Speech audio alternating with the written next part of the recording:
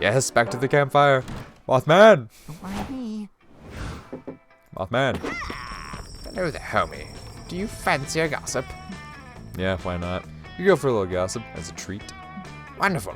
The only problem is, I do not have a gossip. I am fresh out and looking to refill. Got some gossip. Would you have a gossip to spare, perchance? You always have spare gossip to donate to anyone who needs it. Let's go. Choose one. Okay. Let's say doing intense pelvic yoga. Okay. Emoji data analyst. Type an emotion. Moss man.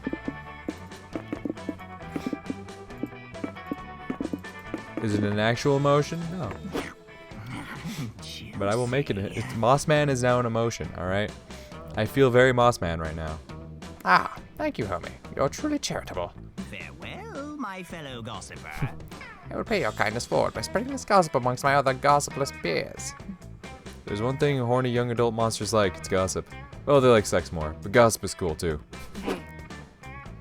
Hey, did you hear about Homie yet? Well, buckle up, because this gets weird. According to, well, basically everybody, Homie injured his Moss man gland really severely last year. Hell yeah. It happened while he was doing intense pelvic yoga. The injuries were so bad they had to helicopter him to the hospital immediately. What a story. Fortunately, the surgeons were able to save Homie's Moss man gland, and he did retain full function. That kind of surgery ain't cheap, and Homie's insurance didn't cover everything. So he had to get a job as a part-time emoji data analyst to pay the rest of the hospital bills. And I thought I'd heard everything. Pretty crazy that Homie's walking around with a totally artificial Moss man gland, but it really makes you see him in a whole new light, yeah? Yes. In fact, it makes everyone see Homie in a new light. Homie's new reputation earns him +2 charm. Alright, I'll take it. Bring out your flask. Alright, Juan. Now we're using our skills. Against your better judgment, you decide to visit Juan that weekend. Just in time, prepare drinks, I have no idea, yes.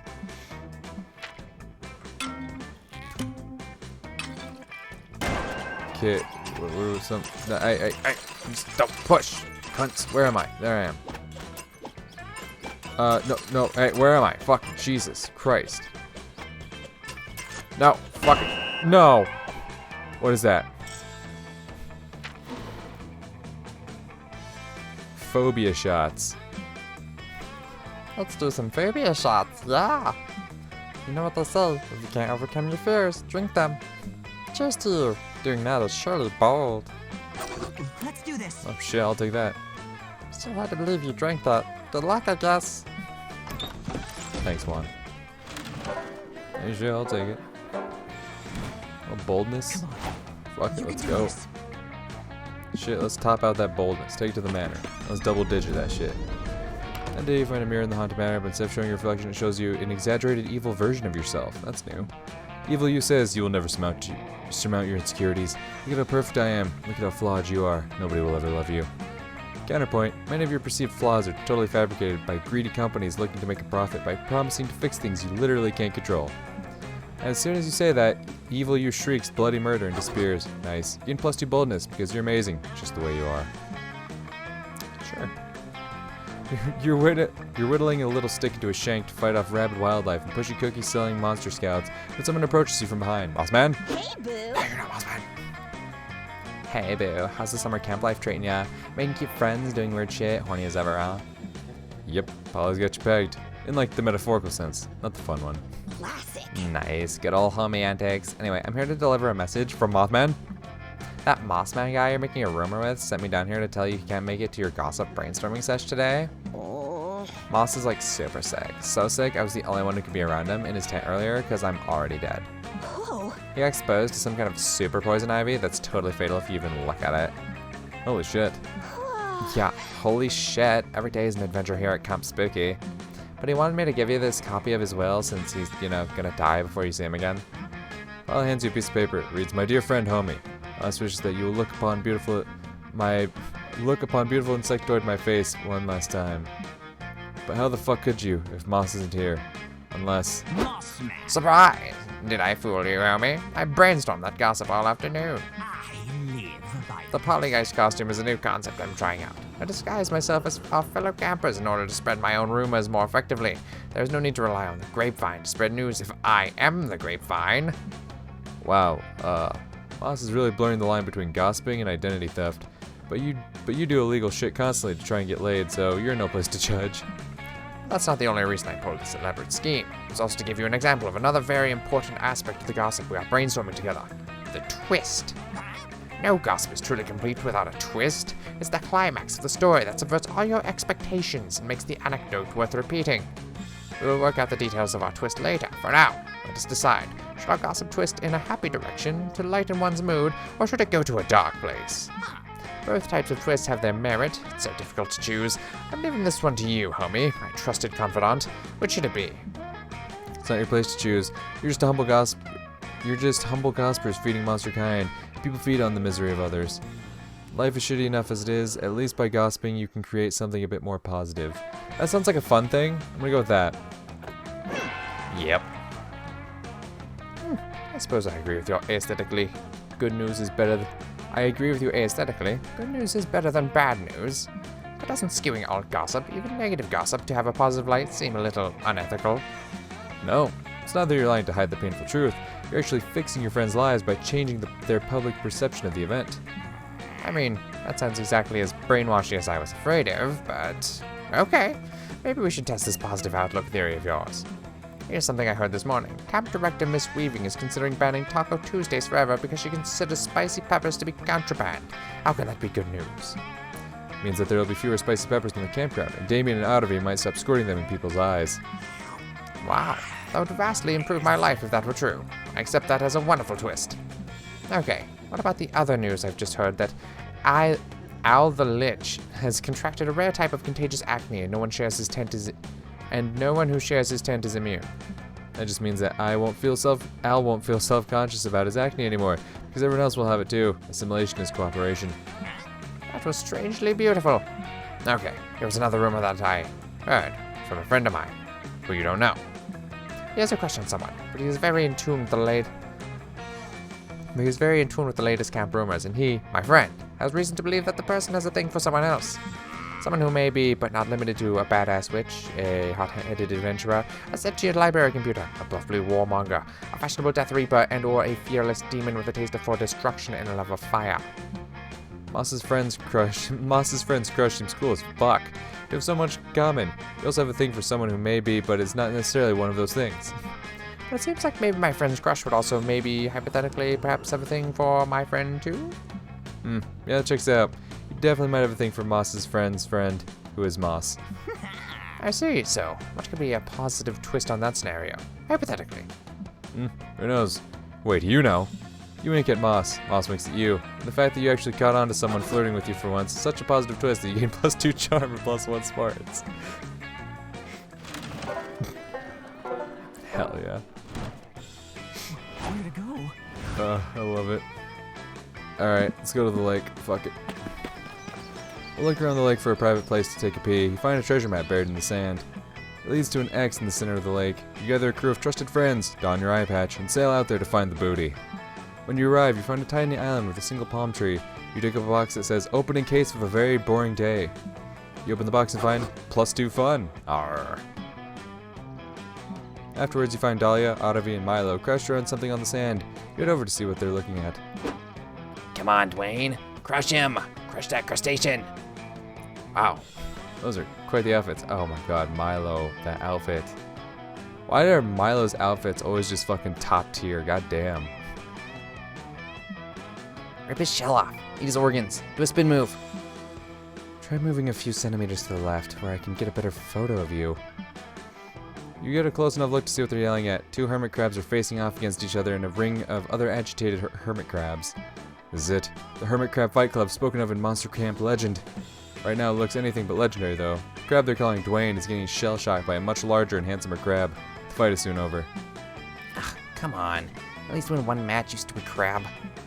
Pathetic. You're hardly worthy of the name Dwayne the Rock Lobster Johnson. Oh yeah, he's not actually a lobster, for one thing. Branding trumps accuracy, darling. This is the 21st century. But I do have to admit, this inspiring underdog story is quickly turning into bad content. I think it's high time we interfered. Yeah, by subjugating Dwayne to a rigorous training regimen. Don't be stupid. All he needs is better equipment, like a +2 shell or a repeating crossbow. But all of that would be utterly meaningless without a stronger presence on social media. We need to get this crab on Instagram. Meanwhile, the bigger crab is making Dwayne smell her gonopores. None of the others have it right. The ultimate hermit crab upgrade is a well-executed redemption arc that absolves the hermit crab in the eyes of the audience, paving the way for a rise to the top of the Fight Club rankings. Tango lessons. Tango lessons. Tango lessons. Use some of the money from your crustacean enrichment fund to purchase a course of tango lessons for your plucky hermit crab pal. Excellent. A rigorous training routine, just as I suggested. Shall we begin the training montage? Doesn't look like it. There's a sign on the door of this tango studio that specifically says no training montages. That makes sense. The upbeat background track would probably interfere with the tango music. What? How are we supposed to pass the time while little Dwayne learns the tango then? We'll just have to wait, Dahlia. After all, patience is the training montage of the soul. That's it. I'll do my own training montage to teach myself patience. Dahlia proceeds to sit quietly in a corner of the tango studio for several hours with a very intense look on her face. After much grueling practice, Dwayne is finally a tango master, bringing him back to the beach to show off his skills at the Fight Club. Dwayne scuttles into the ring for his first match and launches into the most graceful tango you've ever seen from a hermit crab. Do you think you should have also taught him some, fighting moves?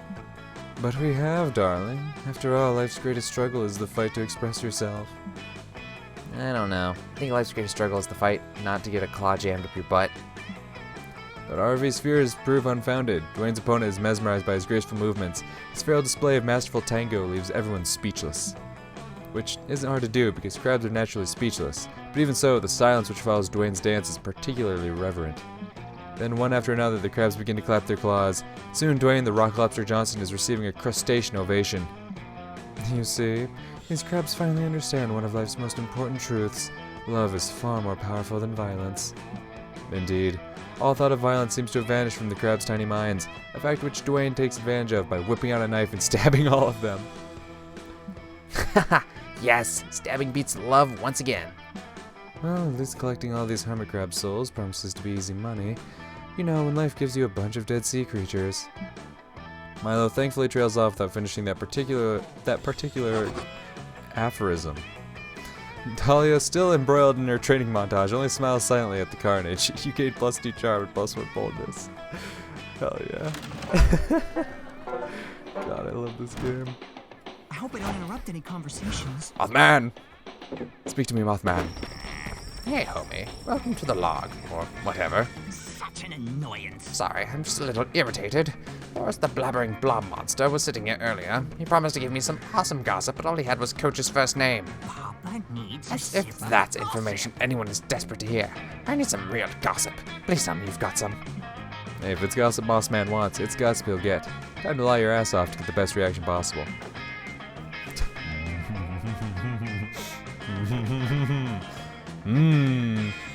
Sublime. The power of God and anime.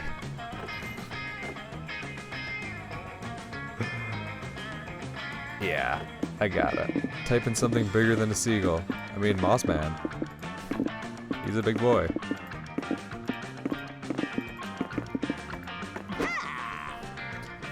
Oh, now that's some great gossip, homie.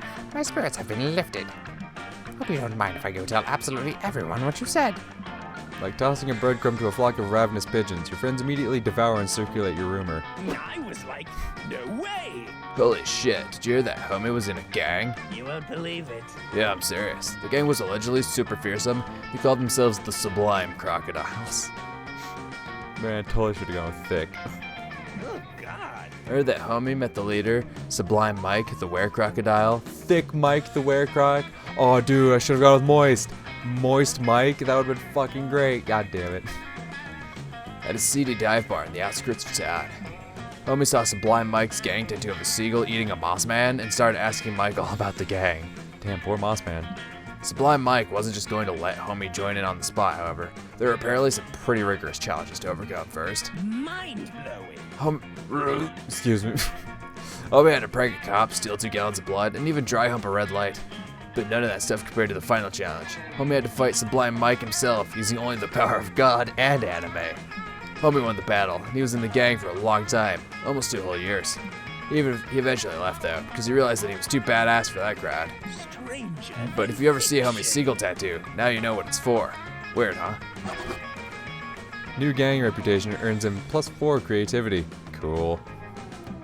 That is fucking cool. You boys stacking some big stats right now. Like, the only one I really need to avoid is smarts. Otherwise, like, I'm pretty good on stats, quite honestly. Let's head to the manor. That day in the haunted manor, a little clown man rides a tricycle up to you and asks if you would like to play a game. Cool, you love games. It's just Monopoly or categories. The clown man tells you to find the exit key in an hour or he's going to rip all your skin off. You're not super into that idea, so you two decide to compromise by going to an escape room and solving some puzzles together. It's lots of fun, but you don't get any fun here. You gain +2 boldness instead. Later, you're searching for the manor's most elusive, ephemeral being of all, a working cell phone signal. But instead, you find Otterby and Damien playing poker with some haunted tarot cards. You need to learn from the pros. Royal flush. Hand that immortal soul Hand that immortal soul over, baby. Whatever. I never said it was my immortal soul.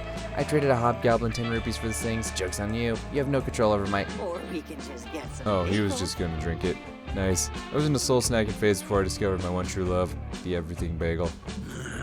Ugh, this sucks. Hey, homie, how many souls do you want to give me so I can get drunk and forget about how tired and bored I am? These two took a bet from Joy that they couldn't stay awake in the haunted manor for 24 hours. Clearly, she thought Damien and I needed a greater challenge after we competed to see who could survive multiple stab wounds the longest. But it's so lame in here, it's impossible to stay awake. The discordant screaming of the damn spirits sound exactly like the lullaby my dad used to sing me as a kid. Yeah, and the bloodthirsty voices in my head repeatedly whispering, "Kill your father," starting to give me ASMR. Boring. I enjoyed chatting up the cursed paintings on the walls. All they ever talk about is what they did to deserve being imprisoned in an oil on canvas for eternity. Yawn. Hey, homie, why don't you help us not keel over? Either entertain me with your antics or by letting me burn off your eyebrows. It's always nice to be needed. What can you do to keep these sexy idiots from nodding off? Binge all 32 Shrek movies in one night. Discuss the most current injustices and problematic situations. You can all stay. Whoa, that is definitely not one for me. That's smart, and I can't do that. That's just my work. Shrek movies, let's go. Hey, that's a great idea. It'll be a relief to get the TV off this eardrum-shattering static channel anyway. Noise. I knew keeping the entire Shrek filmography in Otterby's bag of holding would pay off someday. Yes, as you may well know, there are two main differences between the Monster Prom universe and your universe. 1, monsters are real. 2, there are 32 Shrek movies. It truly is a blessed realm. You watch Shrek and quote the Onion monologue perfectly. You watch Shrek 2 and sing along to Jennifer Saunders' flawless cover of Holding Out for a Hero. Oh, yes. You debate how the fuck Donkey got the dragon pregnant in Shrek the Third, and agree that Shrek Forever After was so forgettable I can't even make a good pop culture reference about it. Ouch.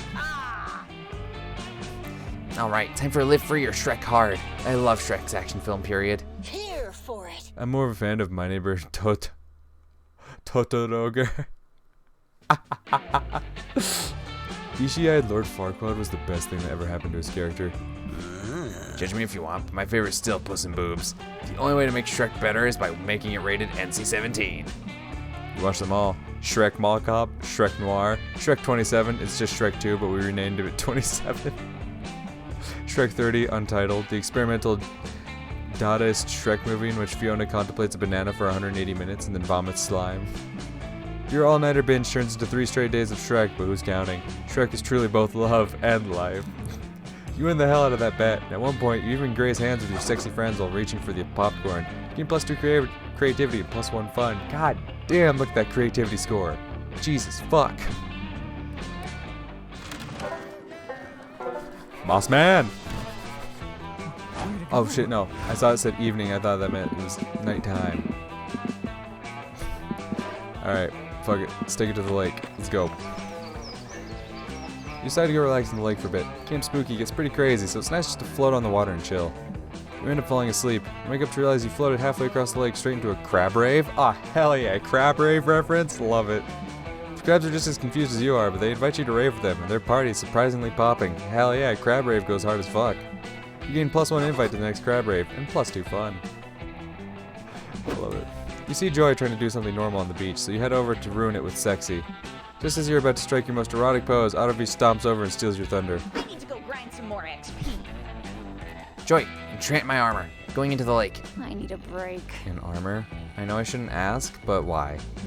For violence reasons. The stupid lake monster called me short the other day. I was too low level to crush him like he deserved. Take that, noob. Then I found this armor of crushing plus 10. That dumb wet dinkhole won't know it hit him, but it'll be me. I will hit him. The only thing that's going to hit him if you wear that armor is a stunned sense of relief as you plummet to the bottom and drown. It's way too heavy. Wow, Joy. Commenting on my armor's weight? I thought you were better than that. I came here to be enchanted, not body shamed. Hex, come on, help me out here. Chill You out. think she listens to me? That's cute. Anyway, it's fine. I have some friends who've been meaning to visit in hell. Bye, loser. Don't talk about me like I'm not here, you two. I'll show you both. By going into the lake and stabbing that lake monster. Wait, at least let me enchant the armor to weigh a little less. It'll keep you from drowning. Oh boy. Hey, lifeguards, over here. Hey, chill out. What's up? Aravi's drowning in the middle of the lake. Didn't you see her from the lifeguard tower? Colors. Oh, we put blackout curtains on the windows in there. All the sunlight makes it hard to sleep. Man, we should probably get her, huh? I'm just really not feeling it right now. Rock, paper, scissors?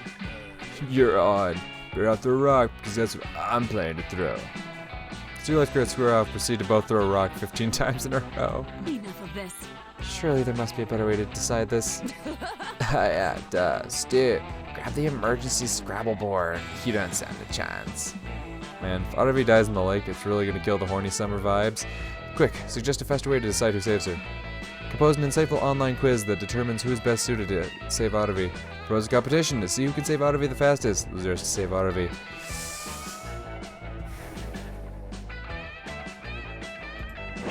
Creative, yes. I was debating, I'm like, one's creative, one's smarts, and I was like, I don't know which is which for sure. I got you. Already the prolific author of such legendary quizzes as which flavor of Hawaiian punch are you and please date me, question mark, question mark, question mark. But this will be your masterpiece. You whip up some questions, toss in a few spicy gifts, and your quiz is ready to go.